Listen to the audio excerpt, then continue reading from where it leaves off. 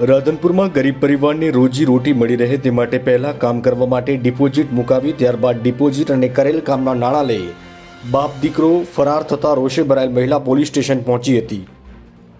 આ મહિલા છે કે સાંભળીએ ત્યારબાદ ચર્ચા કરીએ। આજે મહિલાઓ આજે મારી પાસે આવી હતી। એમને કોઈ પાલીતાણા સાઈડના ભાઈ જૈન છે, એમણે કામ આપ્યું હતું કે જે 5-5 હજાર ડિપોઝિટ લીધી હતી। આમાં 400 મહિલાઓ છે, તો એમાં કોઈ 20,000નું કામ કરેલું છે, કોઈ 25નું કરેલું છે, તો કોઈ 30નું કરેલું છે। એમની ડિપોઝિટ તો જમા ગઈ છે, પણ એમના મજૂરીના પૈસા પણ મળ્યા નથી। એ વ્યક્તિ આવીને માલ ભરી ગયો ને એમ કીધું કે હું 16 તારીખે તમારો પગાર જમા કરાવી દઈશ, તો આ લોકોને પૈસા મળ્યા નથી ને અમે જૈન દેરાસરમાં મેનેજર તરીકે કામ કરતો તો અમે ત્યાં મળવા ગયા, એટલે એ લોકોએ કીધું કે તમે કેસ કરી દો અને કેસ કરો તો એ ભાઈને હું અહીંયા લાવીશ। અને અમે અહીંયા પીઆઈ સાહેબ જોડે આવ્યા હતા કે અમારી સાથે એક જાતનું ફ્રોડ થયું છે, તો આમાં અમને ન્યાય અપાવો। અને આ મહિલાઓ છે કે જે કોઈના ઘરનું કચરા પોતું કરે છે, કોઈના વાસણ ઘસે છે, કે કોઈના કપડાં ધોવે છે, તો કોઈ બુટ્ટી અડાણી મૂકીને લાયા છે પૈસા, તો કોઈ વ્યાજે લાયા છે। એ રીતનો વિષય છે અને આ ગરીબ લોકોને જલ્દમાં જલ્દ ન્યાય મળે એવી મારી માંગ છે એક સામાજિક કાર્યકર તરીકે।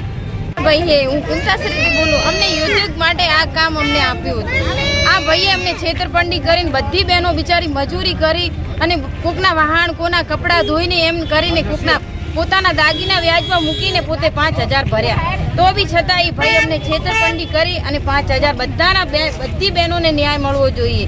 બધી બહેનોને 5,000 કોઈને 20,000નું કામ કર્યું, છતાં એ બહેનોને બધી છેતરપિંડી કરીને ભાઈ જતો રહ્યો।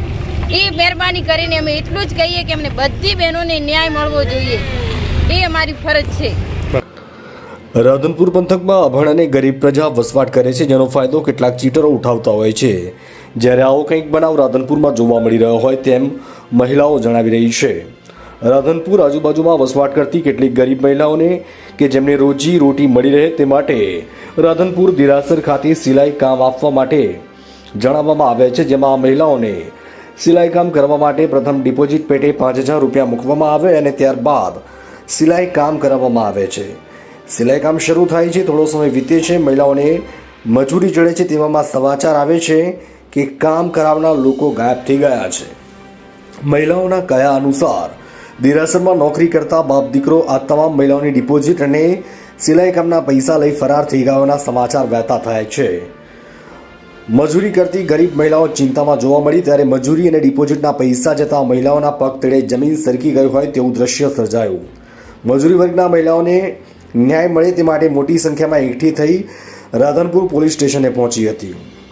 ત્યારે મહિલાઓને ક્યારે ને કેવા પ્રકારનો ન્યાય મળે છે તે તો આવનારો સમય બતાવશે, પરંતુ હાલ તો આ છેતરપિંડીથી થતા સામે આવતા અનેક સવાલો આ મહિલાઓમાં જોવા મળી રહ્યો છે। મારું નામ છે રાવળ અંબારામભાઈ મણાભાઈ, ગામ જૂના પોરાણા। મેં જૈન દેરાસરમાં હું ગયો કડિયા કામ કરવા માટે, અને એ લોકોએ મને વાત કરી કે મહિલા ઉદ્યોગ કાપડનું કામ ચાલે છે, તો તમારે સિલાઈ માટે કાપડ લઈને સિલવા આપવું છે, તો તમને હું દુકાન કરાવી આપું। તો એ લોકોએ કીધું કે તમે સારું તો મને પૈસા તમે આપજો। તો પહેલી વખત મારી પાસેથી 25,000 લીધા, બીજી વખત ₹1,00,000 લીધા, ત્રીજી વખત ₹1,00,000 લીધા, ચોથી વખત ₹1,00,000 લીધા, બરાબર। અને કડિયા કામના ₹1,00,000 હું કામ કરતો તો એના ₹1,00,000 અંદર થતા હતા મારા। એટલે પછી એને કાપડ આલ્યું ને કાપડ લીધા પછી મેં બહેનોને સીવવા આલ્યા પછી કીધું કે મજૂરી પેટે તમારે એક કાપડે ₹50 આલવાના, એટલે તમને એની મહેનતાણું તમને સારું મળશે અને બહેનોને સારું મળશે। એટલે મેં કાપડ લઈને ભાઈ બહેનોને આલ્યું, અને બહેનો સીવીને મને પાછું આલ્યું ને એ લોકો બીજા દિવસે આવી કાપડ સીવી જાય એટલે પાછા આવીને બધું એક જ દિવસે ઉઘરાઈ અને એ લોકો ભરીને લઈ ગયા। અને કે હું તમને 16 તારીખે પગાર આપી દઈશ, છેલ્લા ત્યારે હોળની જગ્યાએ એ લોકો હોળ તારીખે ભાગી ગયા।